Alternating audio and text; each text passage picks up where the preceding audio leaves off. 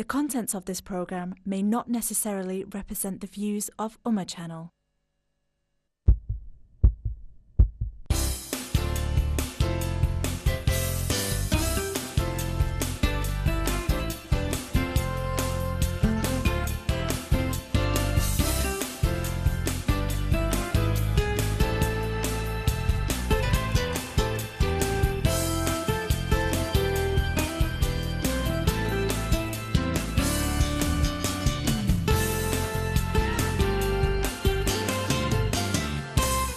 बिस्मिल्लाहिर्रहमानिर्रहीम अस्सलामुअलैकुम वरहमतुल्लाहि वबरकातुहू। मैं हूं शकील सलाम और आप देख रहे हैं प्रोग्राम हमारी सेहत। ये प्रोग्राम हर हफ्ते इसी वक्त आपके लिए पेश किया जाता है। प्रोग्राम में हम माहिरीन सेहत को दावत देते हैं जो इस प्रोग्राम में एक ख़ास मौजू पर बात करते हैं। आज और अगले चंद प्रोग्राम हम उस पर बात करेंगे कैंसर के हवाले से। कैंसर क्या है, क्यों होती है, कैंसर की कितनी किस्में हैं और इसका क्या इलाज है, और एक कम्युनिटी के नाते हमें कैंसर से बचाव के लिए क्या करना चाहिए, क्या प्रिवेंशन करनी चाहिए। मुझे बड़ी खुशी है कि प्रोग्राम के इस पहले हिस्से में मेरे साथ मौजूद हैं डॉक्टर राकेश शर्मा जो कि जीपी हैं ओजवोल मेडिकल सेंटर में। मेंटल हेल्थ इनकी स्पेशलिज्म है, इसके साथ साथ डायबिटीज़ और कैंसर भी उनका इंटरेस्ट है। आइए उनसे बात करते हैं। अस्सलाम वालेकुम, नमस्ते, क्या हाल है डॉक्टर साहब? बिल्कुल ठीक है जी शकील साहब, बहुत बहुत शुक्रिया सबसे पहले कि आप आए और अपना आपने कीमती वक्त दिया। बात आज हम करेंगे कैंसर के हवाले से, लेकिन आपको बता देता हूँ कि डॉक्टर राकेश शर्मा जो हैं वो पिछले कई सालों से, पिछले 4 साल से ओजवोल्ड मेडिकल सेंटर में जीपी की हैसियत से काम कर रहे हैं। 1994 में आप जीपी बने और बहुत से हॉस्पिटल और दीगर जगहों पे आपने काम किया। इंडिया से आपने ग्रेजुएशन की और आज हमारे साथ होंगे। कैंसर पे बात होगी और मैं आपको बता देता हूँ कि आज और आइंदा जो 3 प्रोग्राम हैं वो मुख्तलिफ नौइयत की कैंसर पे हम बात करेंगे। आज राकेश शर्मा जनरल कैंसर के हवाले से बात करेंगे और उसके प्रोग्राम के दौरान इंशाअल्लाह अयूब भाई हमारा साथ देंगे। और आज के प्रोग्राम की तरतीब देने के पीछे उनका बड़ा हाथ है, क्योंकि एक तकरीब में उनसे मुलाकात हुई तो उन्होंने कहा कि शकील भाई आप अपनी हमारी सेहत प्रोग्राम में कैंसर पे बात कीजिएगा, और उनकी इस फीडबैक और उनकी बात पे हमने लबैक कहा और आज कैंसर का पहला प्रोग्राम कर रहे हैं। और हमें खुशी है कि प्रोग्राम के दौरान अयूब भाई भी हमें ज्वाइन करेंगे और उनसे भी बातचीत होगी। लेकिन सबसे पहले प्रोग्राम का बाकायदा आगाज़ करते हैं और प्रोग्राम के दौरान अगर आप कैंसर की मुनासबत से कोई सवाल करना चाहते हैं तो टेलीफोन लाइन खोल दी जाएंगी, फिर आपको मौका दिया जाएगा कि आप इस प्रोग्राम में शामिल होकर सवाल पूछिए और डॉक्टर राकेश शर्मा उनका जवाब आप तक पहुँचाएँगे। तो डॉक्टर राकेश शर्मा, जब हम बात करते हैं कैंसर की तो एक डर सा महसूस होता है, लोग घबरा जाते हैं। कैंसर का नाम सुनते ही हम और ख़ास तौर पर हमारी कम्युनिटी में बड़ा इसका एक डर सा, एक खौफ सा होता है। तो ज़रा बताइए कि कैंसर क्या है, क्या है ये कैंसर जिसके बारे में हम इतने डरे हुए हैं? सामिन नमस्ते, अस्सलाम वालेकुम। पहले तो मैं आपका शुक्रिया अदा करना चाहता हूँ कि आपने एक बड़ा इम्पोर्टेंट और बहुत अच्छा टॉपिक आज चुना है। ये इसकी इम्पोर्टेंस ये है कि सबसे पहले मैं अभी आपके क्वेश्चन का आंसर करूंगा कि एक तो कैंसर का इंसिडेंस राइज हो रहा है। अच्छा। कि बहुत सारे नए केसेस सामने आ रहे हैं। After heart disease this is the second largest killer in the western world. अच्छा। सो इतनी इम्पोर्टेंस है इसकी कि हम इसको वी गेट इट राइट। तो to get it right there are बहुत सारी चीज़ें हम कर सकते हैं। तो हम आज के इस प्रोग्राम में सब चीज़ें कवर करेंगे। तो आपने पूछा कि कैंसर है क्या, तो I think let me start by saying कि कैंसर वर्ड तो सबको मालूम ही है कि ये क्या है, उसके बारे में तो एक्सप्लेन करने की ज़रूरत नहीं है। तो अगर मैं एक एग्जांपल ऐसे दूं कि हमारी जो बॉडी है it is made up of trillions of cells, छोटे छोटे जो सेल्स हैं उससे हमारी बॉडी बनी हुई है। अगर मैं एक एनालॉजी दूं तो जैसे एक इमारत है तो बनी होती है ब्रिक्स के साथ। बिल्कुल। तो एक brick is like a cell. तो हमारी बॉडी में बहुत सारे ऐसे सेल्स हैं जो ब्रिक्स की तरह हैं और उनसे हमारी बॉडी बनी है। अब ये सेल्स जो हैं ये रिन्यू होते रहते हैं, तो जो ओल्ड सेल्स हैं they die down and that gets replaced by new cells, कि न्यू सेल्स बिल्कुल चलते रहते हैं। यंगर एज में इन सेल्स की रिप्लेस होने की जो स्पीड है वो ज़्यादा होती है, लेकिन जैसे जैसे वी ग्रो ओल्डर तो वो सेल्स इतने ज़्यादा रिप्लेस नहीं होते हैं। जो सेल के अंदर एक सेंटर में एक चीज़ होती है जिसको बोलते हैं न्यूक्लियस, और न्यूक्लियस के अंदर जो एक डीएनए मटेरियल होता है विच मेक्स इट जीन्स। बहुत सारे लोगों ने नाम सुना होगा जीन्स का। तो कई बार उस जीन में अगर कोई गड़बड़ी हो जाती है तो ये जो सेल्स का जो प्रोग्रामिंग है वो इस तरह से हो जाती है कि instead of replacing normal sales वो बहुत ज़्यादा फास्ट स्पीड पे वो बढ़ने लगते हैं। वो इतने अनकंट्रोल्ड उनकी ग्रोथ हो जाती है और वो किसी एक जगह पे अगर इकट्ठे हो जाते हैं तो उससे वो ट्यूमर बन जाता है या लंप बन जाता है, या जैसे जिसको गांठ बोलते हैं वो एक गुठली या गांठ जो है वो बन जाती है, तो उसको हम बोलते हैं ट्यूमर। तो इन नटशेल के जो कैंसर है वो सेल्स की एबनॉर्मल ग्रोथ है जो अनकंट्रोल्ड हो जाती है, बॉडी के कंट्रोल के बाहर हो जाती है, और जिससे वो या तो गांठ बन जाती है, और अगर वो ब्लड वगैरह में है तो वो गांठ तो नहीं बनती लेकिन ब्लड में वो सेल्स फैलने शुरू हो जाते हैं। अगर ब्रेन में है तो ब्रेन के सेल्स को वो उसमें बन जाती है गांठ। तो ये इन नटशेल अगर आम आदमी की लैंग्वेज में समझाया जाए तो ये कैंसर है। बिल्कुल ठीक है जी, बड़ी अच्छे तरीके से आपने वजाहत की। मैं आपको बता देता हूँ कि डॉक्टर राकेश शर्मा आज हमारे मेहमान हैं और बात हो रही है कैंसर के हवाले से। कैंसर आज जनरल बात करेंगे और एक दो इश्यू पे बात करेंगे, और इंशाल्लाह अगले प्रोग्रामों में बाउल कैंसर, ब्रेस्ट कैंसर और ब्लड कैंसर जैसी बीमारियों पे बड़ी तफसील से बात करेंगे। लेकिन आज एक जेनेरिक सवाल जवाब होगा। अगर कैंसर के बारे में आप कोई मालूमात हासिल करना चाहते हैं, कोई सवाल पूछना चाहते हैं, तो डॉक्टर राकेश शर्मा हमारे साथ इस वक्त मौजूद हैं स्टूडियो पे, और जीपी होने के नाते वो हर रोज़ कैंसर और दूसरी बीमारियों में मुब्तला लोगों को देखते हैं और उनके पास बहुत अच्छी मालूमात है, और ख़ास तौर पर ये उनका इंटरेस्ट भी है। इसके साथ साथ डायबिटीज़ और मेंटल हेल्थ भी इनका एक स्पेशलिज्म है।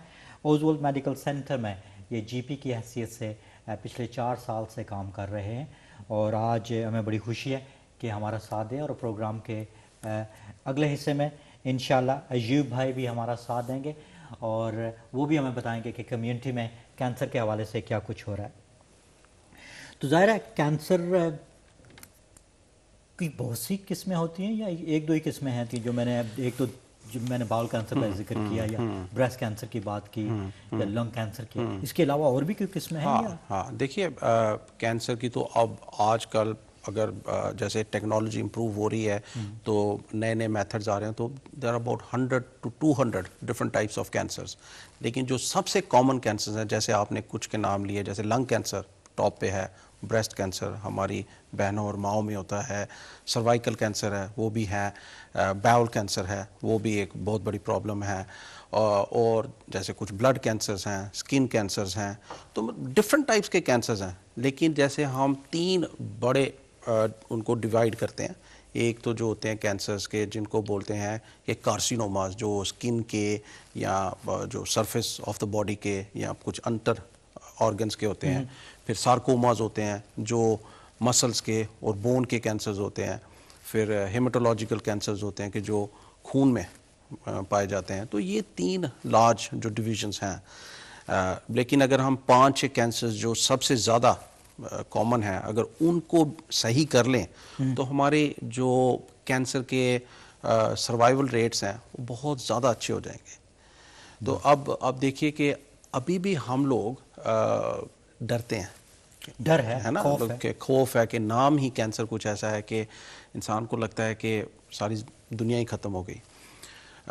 लेकिन पॉजिटिव बात यह है कि अब पिछले कितने सालों से साइंस और टेक्नोलॉजी और हेल्थ सर्विसेज ने इतनी तरक्की कर ली है कि अगर हम इन कैंसर्स को अर्ली डायग्नोस कर लेते हैं, और अर्ली डायग्नोसिस ही जो है वो की है कि अगर हम अर्ली डायग्नोस कर लेते हैं तो सर्वाइवल रेट्स आर इंक्रीजिंग, बहुत अच्छे हो रहे हैं। अभी 5 साल जो सर्वाइवल रेट है किसी के डायग्नोसिस का, वो एक मेजर है ये दिखाने के लिए कि कैंसर पे हम कोई अच्छा काम कर रहे हैं या नहीं है, दे हैव इंक्रीज्ड मैसिवली। हम फिर भी यूरोप में से थोड़े से पीछे हैं, लेकिन इंग्लैंड और यूके में as a whole lot of work going on कि ताकि हम दुनिया में सबसे अच्छे हों कि कैंसर को डायग्नोज करने में और उसको ट्रीट करने में। बिल्कुल बिल्कुल जी। अब बात हो रही है कैंसर के हवाले से।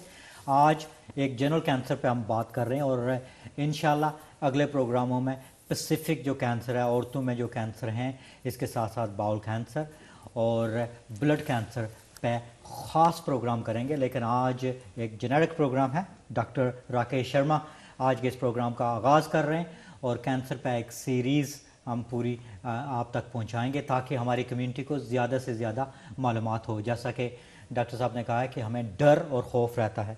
तो डॉक्टर साहब, अगर ज़रा कुछ कैंसर पे तो हम बड़ी तफसील से बात करेंगे, तो एक कैंसर मेरे जहन में जो आ रही है वो है लंग कैंसर, जो फेफड़ों की कैंसर है और ख़ास तौर पर अपनी कम्युनिटी में, बल्कि जनरली काफ़ी आम है। और थोड़ा सा इसके बारे में बताइए कि जो लंग कैंसर है कैसे हमें अफेक्ट करती है और इसके पीछे क्या वजूहात हैं जिसकी वजह से हमें ये लंग कैंसर होने का ख़तरा होता है। देखिए, lung cancer one of the top cancers है कि सबसे ज़्यादा जिसका इंसिडेंस है और जिससे सबसे ज़्यादा जिसे किलर हम मानते हैं कि इतने ज़्यादा लोग इस लंग कैंसर से मरते हैं। लेकिन एक बात इसमें है कि इट इज़ एंटायरली प्रिवेंटेबल। बहुत ज़्यादा हम इस पे काम कर सकते हैं और जैसे कि ये मुझे और आपको बताने की ज़रूरत नहीं है, numerous studies have been done और एक बहुत ही पाथ ब्रेकिंग स्टडी थी इसके ऊपर कि लंग कैंसर और स्मोकिंग का जो एक रिश्ता है, अच्छा। वो इतना ज़बरदस्त रिश्ता है, इतना ज़्यादा रिलेशनशिप है कि लंग कैंसर हम इतना ज़्यादा उसको प्रिवेंट कर सकते हैं just by doing one big intervention, that is stopping smoking. कि स्मोकिंग के ही हवाले से अगर हम लोगों की ये जो अवेयरनेस, जो स्मोकिंग की अवेयरनेस, स्टॉपिंग स्मोकिंग की अवेयरनेस को फैलाएं अगर, तो लंग कैंसर का इंसिडेंस इतना ज़्यादा कम हो जाएगा। तो smoking is one factor but there are other factors as well.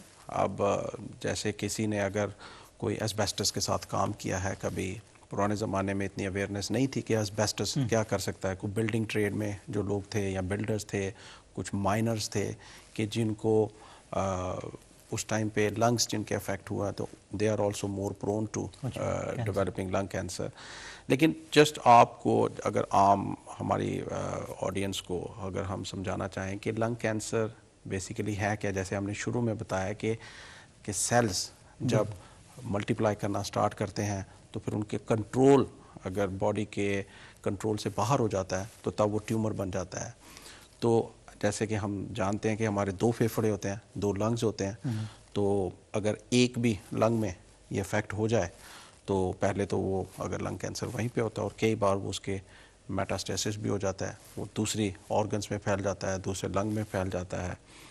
तो बात कर रहे थे हम और क्या चीज़ें जो हैं कि लंग कैंसर में जो कॉज कर सकती हैं। स्मोकिंग की बात की हमने, प्रोफेशन प्रीवियस जो है उस पे बात की हमने। एनवायरमेंटल फैक्टर्स जैसे कि पोल्यूशन, अगर वेस्टर्न वर्ल्ड में अभी तो बहुत ज़्यादा इस पे अवेयरनेस है और काम हो रहा है कि हम अपनी हवा को, हमारे जो एनवायरनमेंट का है उसको क्लीन करें। तो पोल्यूटेंट्स जो हैं अगर उनको हम इनहेल करते हैं तो वो भी एक रीज़न है। But general lifestyle factors as well, कि जनरल कैंसर में जो लाइफस्टाइल फैक्टर्स हैं जैसे कि लैक ऑफ एक्सरसाइज, ओबेसिटी अगर वज़न ज़्यादा है, और कुछ और बहुत सारी चीज़ें हैं कि जो जनरल कैंसर में इफेक्ट करती हैं। बिल्कुल जी। लेकिन स्मोकिंग जो है वो बिगेस्ट कॉज है, बिगेस्ट किलर है। ठीक है जी, इस पे बात करेंगे। मैं आपको बता देता हूँ कि डॉक्टर राकेश शर्मा मेरे साथ मौजूद हैं। कैंसर जनरली आज बात कर रहे हैं और इंशाल्लाह अगले 3-4 प्रोग्राम जो आप तक पहुँचाएँगे और मखसूस कैंसर पे होंगे। अगर आप इस सिलसिले में कोई सवाल पूछना चाहते हैं अपने बारे में, ख़ानदान के किसी फ़र्द के हवाले से, या जनरली कोई मालूमात हासिल करना चाहते हैं, तो आपके लिए एक सुनहरा मौका है कि डॉक्टर राकेश शर्मा मेरे साथ मौजूद हैं। आप उनसे सवाल कर सकते हैं। टेलीफोन लाइन खुली है, स्क्रीन पर एक नंबर आ रहा है, आप उस नंबर पर फ़ोन कर सकते हैं। इसके साथ साथ अगर आप हेल्थ umachannel.tv पे ईमेल करें तो उस पर भी आप मैसेज हमें भेज सकते हैं और सवाल के लिए आप फ़ोन कर सकते हैं और आपके सवाल हम लेंगे और इंशाल्लाह कोशिश करेंगे कि उसके जवाब आप तक पहुंचाएं। कैंसर पे बात हो रही है तो डॉक्टर साहब जब हम कैंसर की बात करते हैं तो कैंसर के कुछ फैक्टर तो आपने कहा कि कुछ रिस्क फैक्टर तो हमारे अपने बनाए हुए होते हैं कि हम स्मोकिंग करते हैं, अपने वज़न का ख्याल नहीं रखते, एक्सरसाइज नहीं करते, लेकिन क्या उसके साथ साथ कुछ जेनेटिक फैक्टर भी हैं कि अगर मेरे वालिदैन को या किसी घर के फ़र्द को कैंसर है तो क्या मुझे कैंसर होने के चांसेस ज़्यादा है? हाँ, देखिए जैसे हमने शुरू में बात की थी कि एक जो सेल होता है, सेल के अंदर न्यूक्लियस होता है जो सेंटर पार्ट है, जो सेल का ब्रेन है, तो उसके अंदर जीन्स होती हैं। तो जीन्स जो होती हैं दे आर कोडेड टू, अब बहुत सारी रिसर्च उस पर चल रही है।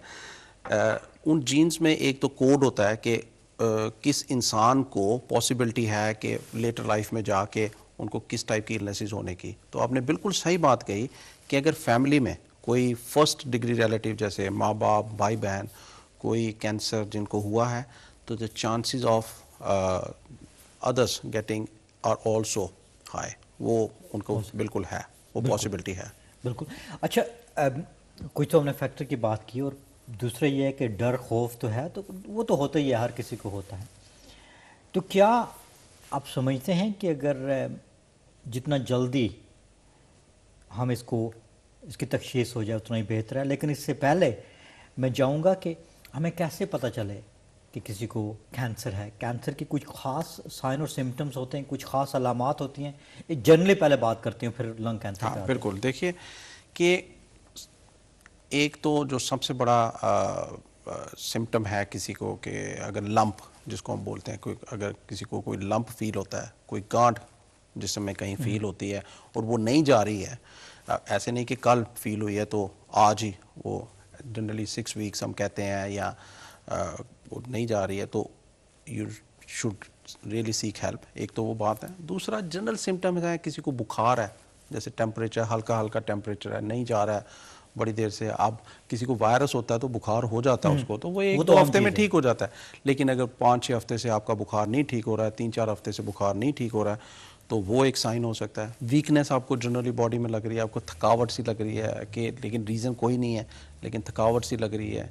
कहीं से ब्लड बॉडी के किसी भी पार्ट से अगर ब्लड आता है, वो चाहे अगर टॉयलेट के साथ आता है, बाउल्स के साथ आता है, छोटे पेशाब में या बड़े पेशाब में आता है, या खांसी के साथ आता है, तो that is a serious symptom as well. और वो तो थोड़ा सा लेट सिम्टम भी है खांसी। लेकिन अगर जैसे लंग कैंसर के हवाले से बात करें कि किसी को अगर कफ है, तो बहुत सारा कैंपेन लोगों ने देखा होगा कि पोस्टर्स भी हैं उसके बारे में कि अगर आपको 3 हफ्ते से ज़्यादा खांसी चल रही है और आपने उसके लिए जो भी करना है वो किया है लेकिन फिर भी नहीं जा रही है, तो you should go and see your GP, उनसे बात करें। तो आपके जीपी जो हैं वो सिंपल एक चेस्ट एक्सरे ऑर्गेनाइज कर सकते हैं, विच इज़ बड़ा छोटा सा टेस्ट है और वेरी इजीली अवेलेबल, तो वो उससे पकड़ा जा सकता है। तो इसके अलावा जैसे किसी को अगर कोई ब्रूजिंग हो रही है बॉडी पे, अनएक्सप्लेन्ड कोई सिम्टम्स जैसे ब्रूजिंग है कोई स्किन पे, तो नहीं जा रही है लेकिन उसका एक्सप्लेनेशन नहीं है, तो वो भी एक साइन हो सकता है कैंसर का। अगर खाना खाते हैं तो अगर स्वॉलोइंग डिफ़िकल्टी हो रही है, खाना अंदर नहीं जा रहा है, सोर थ्रोट है और वो 3-4 हफ्ते से या 5 हफ्ते से ज़्यादा परसिस्ट कर रहा है, नहीं जा रहा है, तो वो भी एक साइन है कैंसर का। उल्टी अगर आ रही है, वॉमिटिंग हो रही है, तो वो भी एक साइन है कैंसर का। जैसे बाउल कैंसर का एक साइन है कि अगर आपके बाउल्स जो हैं वो चेंज हो गए हैं, जैसे लूज मोशंस स्टार्ट हो गए हैं, दस्त लगना शुरू हो गए हैं without any reason and they are continuing for more than 6 weeks, तो और स्पेशली, और ये जो सारे साइंस की मैं बात करता हूँ ये जनरली ज़्यादा अलार्मिंग हो जाते हैं 40 एंड ऑनवर्ड्स। तो अच्छा। कुछ कैंसर्स तो हम 50-60, वो तो स्पेसिफिक कैंसर्स की बात करते हैं, पर generally younger you are less incidence of cancer. तो जैसे एज थोड़ी सी ज़्यादा बढ़ती है तो इन सिम्टम्स की जो अहमियत है वो थोड़ी ज़्यादा हो जाती है कि अगर किसी को 50 या 60 साल में ये सिम्टम्स हो रहे हैं तो it's more likely that you should seek help. ठीक है, आइए चलते हैं बर्मिंघम और बात करते हैं मिसिस बट जिन्होंने अभी जो इस वक्त टेलीफोन लाइन पर हमारे साथ हैं। अस्सलाम वालेकुम मिसेस भट्ट। अस्सलाम वालेकुम भाई साहब। जी वालेकुम अस्सलाम। ये जो मैं सवाल आपसे पूछ रही हूँ ये जरा टॉपिक से हटकर है। मैं जानना चाहती थी कि आप बता सकते हैं उसके बारे में, जब औरतों को रेगुलर ब्लीडिंग होती रहती है और अक्सर डॉक्टर कहते हैं कि वूम के अंदर यानी कि बच्चेदानी के अंदर सूजन है, इस वजह से ये हो रहा है, इसके लिए आप कोई मशवरा दे सकते हैं या कोई ऐसी देसी दवाई बता सकते हैं जो हेल्पफुल हो? थैंक यू, खुदा हाफिज़। ठीक है जी, बहुत बहुत शुक्रिया। और मैं चाहूँगा अपने जो हमारी टीम है अगर वो यहाँ पर भी साउंड का सिस्टम अगर बेहतर कर दें तो हमें आवाज़ आए। मेरे ख्याल में इसमें मिसेस भट्ट का जो सवाल है उस पर हम बड़ी तफसील से जो अगला प्रोग्राम हम करने रहे, वो कह रहे हैं कि बच्चादानी में अगर कोई रैश या इस किस्म की कोई तकलीफ़ हो तो उस हिसाब से क्या ये भी कैंसर की अलामात में से शामिल हो सकती है? देखिए, सबसे पहली बात तो ये है कि एग्जैक्टली क्या हो रहा है वो पता चलना चाहिए। क्या उन्होंने बोला कि बच्चादानी में क्या क्या? मेरे ख्याल में उन्होंने कहा था कि जहाँ तक क्योंकि साउंड लेवल उसका बड़ा लो था, उन्होंने कहा था कि उसमें कोई रैश या उसमें कोई जो रैश तो बच्चादानी में ऐसे कैसे पता चलेगा? वो मेरे ख्याल से अगर तो वो कह रहे हैं कि कोई पेन वगैरह अगर बात कर रहे हैं तो स्पेशली अगर जैसे यूट्राइन कैंसर्स हैं, जो बच्चादानी का कैंसर है, उसमें अगर एक जो सिम्टम बड़ा ब्लीडिंग भी होती है। हाँ, अब एज के ऊपर डिपेंड करता है कि क्या एज है उनकी।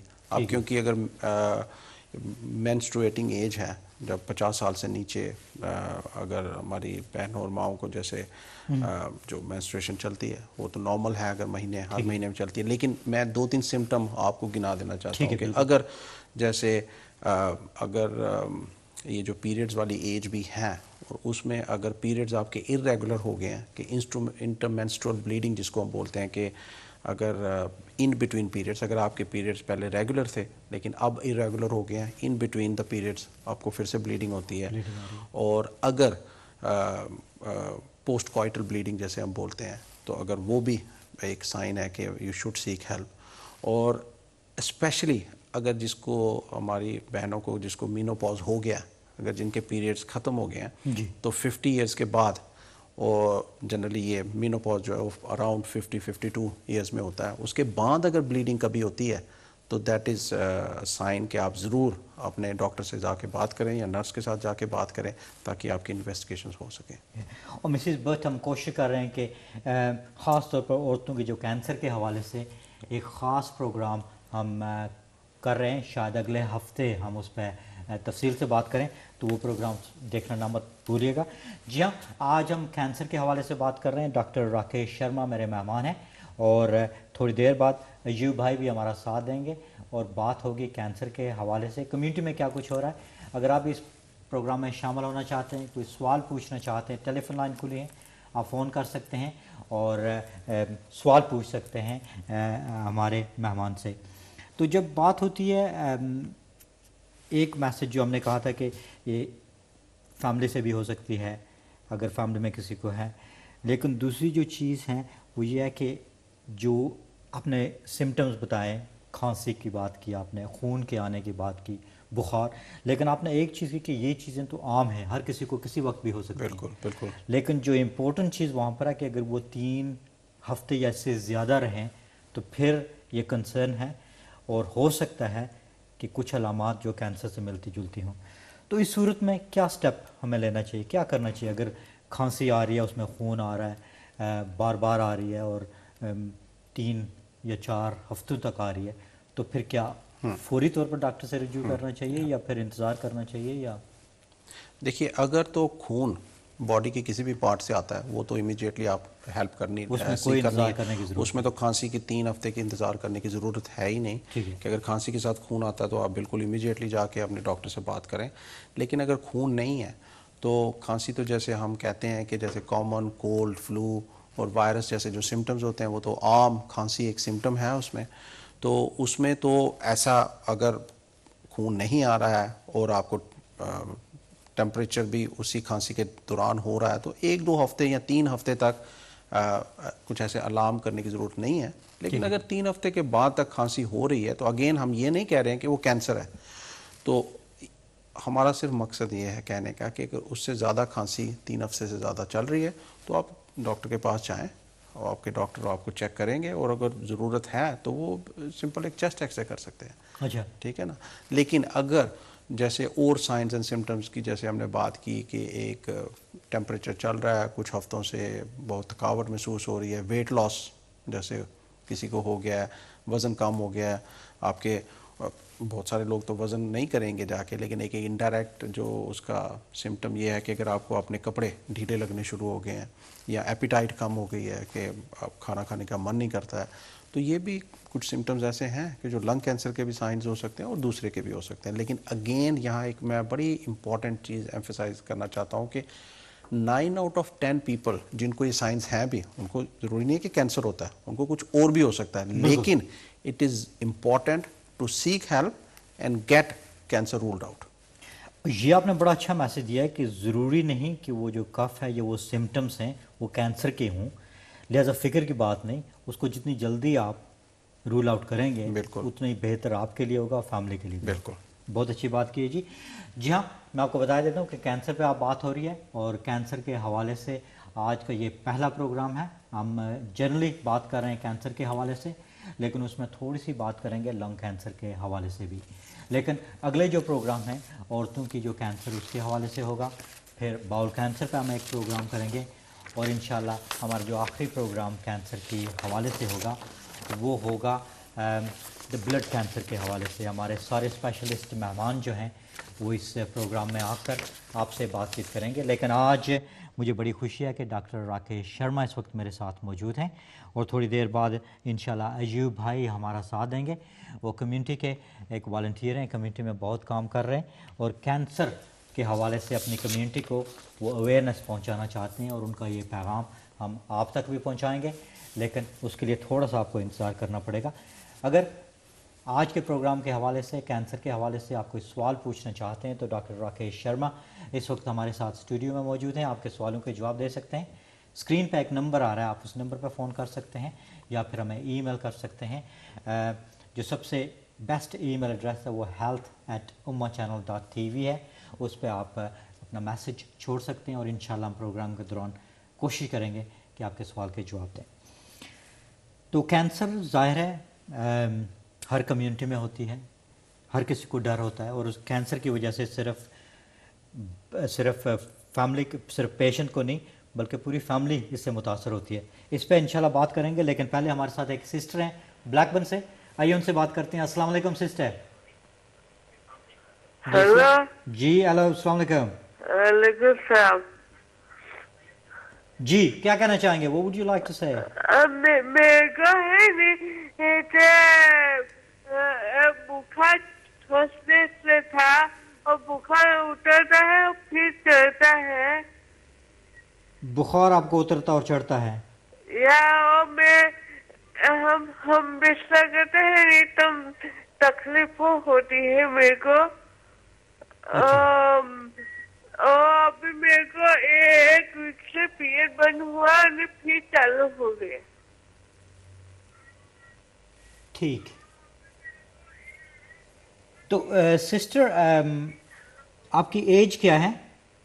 मेरी एज 40। तो बुखार के अलावा और कोई सिम्टम्स हैं आपको? बुखार वो तो फिर चला जाता है। So how you feeling at the moment? अभी ठीक हैं या अभी बुखार है आपको? मेरा मुंह भी सूखता है, बहुत पानी पीती हूँ। पानी आप बहुत ज्यादा पीती हैं? पर मेरे को ऐसा लगता है बहुत सुखाता है। बहुत शुक्र। ठीक है जी, इस पर इंशाल्लाह बात करेंगे। बहुत बहुत शुक्रिया सिस्टर, आपने ब्लैकबर्न से फ़ोन किया। प्रोग्राम देखते रहिएगा, इस पर बात करेंगे। जहाँ तक मुझे समझ ये ज़ाहिर है वो कहते हैं कि बुखार उनको आता और चला जाता है, मुंह उनका सूखा सा रहता है, 40 उनकी एज है, पानी बहुत ज़्यादा पीती हैं। देखिए, अगर हम बुखार को अलग भी कर दे तो जो सिम्टम उन्होंने मुझे बताए कि जैसे पानी मुंह में सूख जाता है, ड्राइनेस रहती है और पानी बहुत पीते हैं, तो एक तो पहली बात जो डायबिटीज़ जो मन में आती है कि उनको आई थिंक उनको जाके अपने डॉक्टर से बात करनी चाहिए। तो एक तो पहली बात है कि डायबिटीज़ रूल आउट करना चाहिए। बिल्कुल ठीक है। दूसरा ये है कि बुखार आ रहा है और जा रहा है तो ये भी एक साइन है कि कुछ बॉडी में चल रहा है, तो उस बुखार का कारण पता किया जाए। तो अब उन्होंने हमें ज़्यादा तो डिटेल्स नहीं पता है कि वो कफ है या नहीं है, कोई वेट लॉस हो रहा है उसके साथ, या recently has she been abroad के वहाँ से कोई उनको कोई ऐसे इन्फेक्शस कोई इलनेस तो नहीं हुई है, या कोई टाइफाइड वगैरह या कुछ तो नहीं ऐसा हुआ, या मलेरिया वगैरह तो नहीं हुआ है। तो लेकिन मैं सिस्टर से बात बोलना चाहता हूँ कि आप ऐसा कीजिए कि अपने जीपी के साथ जाके बात कीजिए, या अपने प्रैक्टिस में नर्स के साथ बात कीजिए, लेकिन इट इज़ इम्पॉर्टेंट कि आप ज़रूर यू शुड सीक हेल्प। बिल्कुल जी बहन, आप ज़रूर हेल्प कीजिएगा। और बड़ी अच्छा है कि हमारे बहन भाई जब प्रोग्राम के दौरान जब साइन और सिम्टम्स की बात आती है, जब हम बात कर रहे होते हैं प्रिवेंशन के हवाले से, तो वो ज़ाहिर है उनको कंसर्न होता है। हम डराना नहीं चाहते, लेकिन हम चाहते हैं कि जितनी जल्दी आप रूल आउट करें जो आपके साइन और सिम्टम्स हैं, जो अलामात हैं, उतना ही ये आपके लिए बेहतर होगा। तो डॉक्टर साहब, ज़ाहिर है कैंसर किसी ज़माने में, चाहे अंग्रेज़ कम्युनिटी हो या अपनी एशियन कम्युनिटी हो, बस जब कैंसर का नाम सुनते ही हम समझते थे कि अब वो बंदा बचने वाला नहीं है। और पुराने ज़माने में शायद इलाज ना होने की वजह से ये चीज़ शायद मुमकिन थी कि लोगों ने देखा कि कैंसर हो गई, बस अब बचने की कोई उम्मीद नहीं। क्या आप समझते हैं कि जो नई टेक्नोलॉजी, जो एडवांसमेंट हुई हैं NHS या हेल्थ मेडिकल सर्विसेज में, उसकी वजह से कैंसर को अर्ली ट्रीट किया जा सकता है और कैंसर का बाकायदा इलाज है और लोग उससे काफ़ी इलाज के बाद ठीक हो चुके हैं? हाँ, देखिए बहुत अच्छी बात आपने पूछी है कि की वर्ड जो कैंसर में है वो है अर्ली डिटेक्शन।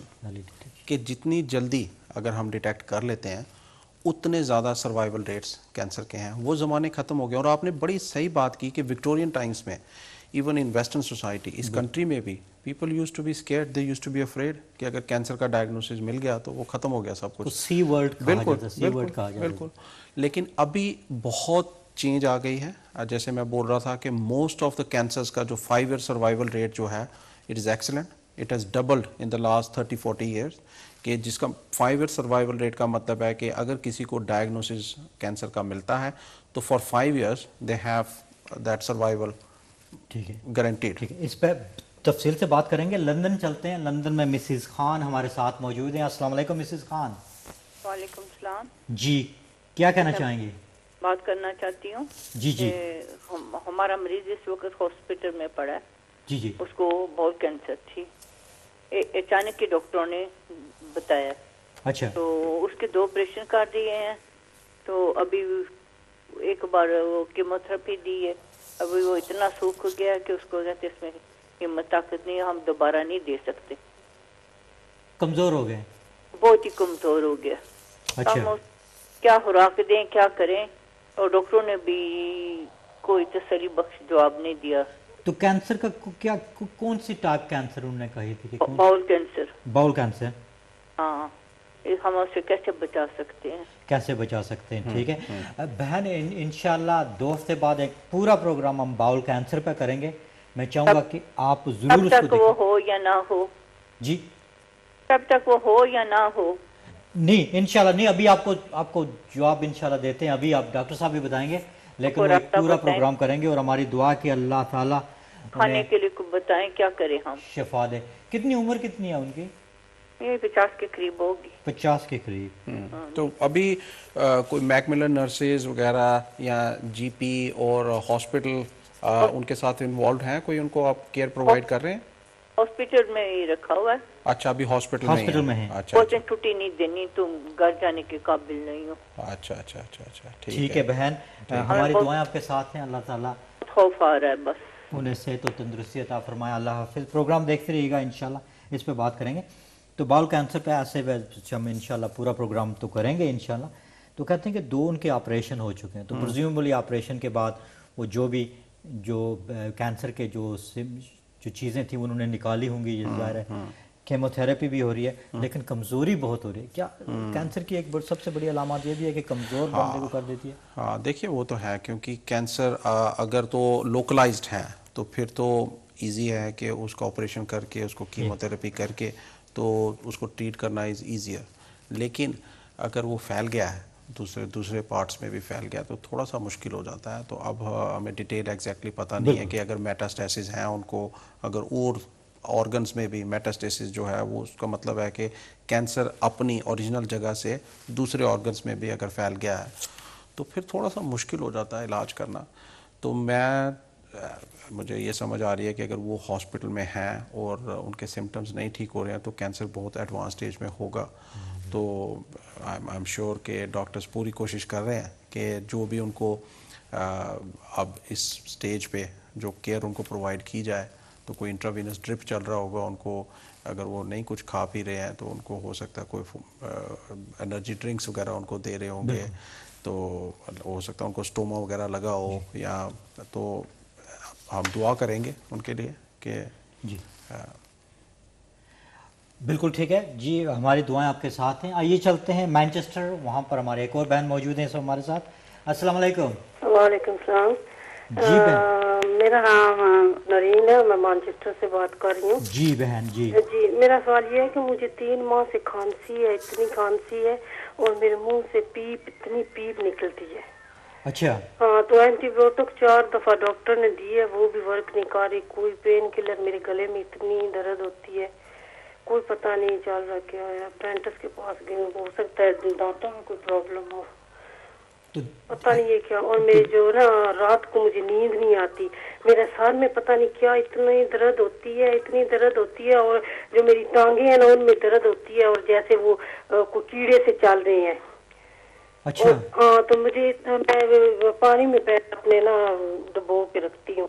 इतना मुझे अच्छा लगता है, फ्लोर पे मैं विदाउट शू मैं वॉक करती हूँ। तो बहन आपकी उम्र क्या है इस वक्त? 40 है मेरी एज। 40। तो मैं फोन बंद करती हूँ, टीवी पे सुनती हूँ।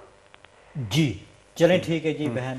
मुझे नींद नहीं आती। कोई सवाल? 2-3 महीने हो गए नींद नहीं आती। मैं नौरीन बहन ज़रा मैं आपसे एक बात पूछना चाहता हूँ कि आपके डॉक्टर ने अभी तक क्या कोई इन्वेस्टिगेशन वगैरह की है आपकी? वो स्पिक टेस्ट ले रहा है 3 महीने से, और कहता है 3 महीने वेट करो, ब्लड टेस्ट ले रहा है। तो चेस्ट एक्सरे वगैरह हुआ आपका? भेजा है, हो सकता है दांतों में कोई प्रॉब्लम हो, उसके एक्सरे करवाए हैं। वो जमा कर रहे, अभी बता नहीं रहा। पेन किलर देते हैं तो वो भी वर्क नहीं करती, मुझे नींद भी नहीं आती। अच्छा, तो आपका चेस्ट एक्सरे वगैरह हो चुका है? वो भी हो चुका है। तो आपको हॉस्पिटल में भी रेफर किया था? हॉस्पिटल में भी है? हाँ, हॉस्पिटल में रेफर किया, उधर ही हुआ, एक्सरे वगैरह हुए हैं, मुंह के अंदर से हुए हैं। अच्छा अच्छा अच्छा हुए हैं। अच्छा अच्छा। तो देखिए ऐसा लगता है कि अगर तो इन्होंने अभी तक हेल्प नहीं सीख की होती तो। नौरीन बहन आप फोन बंद करके आराम से प्रोग्राम देखिएगा, हम इंशाल्लाह इस पर तफसील मुझे पता नींद नहीं आती, और मेरे पूरे जिस्म में जैसे कीड़े चलते हैं, और पाँव में आग निकलती है, सूजे हुए हैं, और मैं पानी में ठंडे में रखती हूँ। ठीक है, बिल्कुल समझ लगी आपकी। आप बस आराम से प्रोग्राम को देखें, इंशाल्लाह इस पर बात करेंगे। बहुत बहुत शुक्रिया नौरीन बहन। अच्छा, ये क्या समझ आ रही है आपको? एक तो 3 माह से जो खांसी है, ये तो वरिंग चीज़ है, क्योंकि ज़ाहिर आपने कहा था कि 3-4 हफ्तों से अगर मुसलसल आपको खांसी रहे तो फिर। हाँ, लेकिन उनके साथ साथ बहुत से, एक तो वो कहते हैं पीप सी निकलती है उनके से, दवाइयाँ तो ले रही हैं एंटीबायोटिक्स, गले में भी दर्द है, रात को नींद नहीं आती, सर में दर्द है, और टांगों में ऐसा लगता है जैसे कोई कीड़े वगैरह चल रहे होते हैं। तो वो बहुत सी सिम्टम्स हैं इसमें। देखिए पहली बात तो ये है कि अगर इन्होंने अभी तक हेल्प नहीं सीखी होती तो इन्होंने नहीं किसी को देखा होता तो फिर तो हम उनको इंकरेज करते कि। तो ऐसा लग रहा है कि उनके जीपी और वो हॉस्पिटल में भी गई हैं, कुछ उनके टेस्ट हुए हैं, अगर चेस्ट एक्सरे ठीक है तो इट इज़ रीअश्योरिंग। लेकिन अगर फिर भी अगर सिम्टम्स नहीं जा रहे हैं, तो अगर चेस्ट एक्सरे ही खाली हुआ उनका, तो हो सकता है उनको कुछ और दोबारा चेस्ट एक्सरे करना पड़े या थोड़ा सा और टेस्ट करने पड़े। लेकिन खांसी के और भी वजह हो सकती हैं। अगर 2-3 महीने से खांसी नहीं जा रही है, अब जैसे कह रहे हैं रात को नींद नहीं आती, हो सकता है कि उनको खांसी के कारण नींद नहीं आती हो, तो हो सकता है उनको अस्थमा डेवलप हो रहा हो, या एक और कंडीशन होती है जिसको COPD बोलते हैं, तो हो सकता है कि उनको वो डेवलप हो रहा हो, या कोई एलर्जिक टाइप की कोई कफ हो उनको। तो अब जैसे उनके ब्लड टेस्ट वगैरह भी हुए हैं, तो आई एम श्योर कि उनके डॉक्टर इस चीज़ को देख रहे हैं। तो खांसी का कारण सिर्फ कैंसर ही नहीं होता है, तो और भी चीज़ें हो सकती हैं, आस्थमा हो सकता है, COPD हो सकती है, एलर्जी हो सकती है, या अगर कोई हार्ट की कंडीशन है तो उससे भी हो सकती है, या कई बार एक कंडीशन है जिसको हम बोलते हैं रिफ्लक्स, जिससे कि जो तेज़ाब है स्टमक से ऊपर आता है तो उससे सोर थ्रोट रहता है बहुत ज़्यादा देर तक, और साथ में खांसी भी होती है उससे, तो कई बार वो भी एक चीज़ होती है। और मेरे ख्याल में इसीलिए उनकी काफ़ी इन्वेस्टिगेशन हो रही है और वो इस चीज़ का जायज़ा ले रहे हैं। बिल्कुल, बहुत बहुत शुक्रिया। डॉक्टर राकेश शर्मा मेरे मेहमान हैं। एक छोटी सी ब्रेक लेंगे और ब्रेक के फ़ौरन बाद डॉक्टर राकेश शर्मा ट्रीटमेंट पे बात करेंगे और कुछ प्रिवेंशन पे हम बात करेंगे। इसके साथ साथ मुझे बड़ी खुशी है कि हमारा साथ देंगे अयूब बाबरिया, जिन्हें अयूब भाई भी कहते हैं हम प्यार से, और वो भी हमारा साथ देंगे। कम्युनिटी में वो बहुत काम कर रहे हैं कैंसर के हवाले से, उनसे भी बात सुनेंगे और इसके साथ साथ आपके सवालों के जवाब भी दिए जाएंगे। कहीं भी जाइएगा नहीं, देखते रहिएगा प्रोग्राम हमारी सेहत। एक छोटी सी ब्रेक के बाद आपसे दोबारा मिलते हैं। अस्सलाम वालेकुम व रहमतुल्लाहि व बरकातुहू।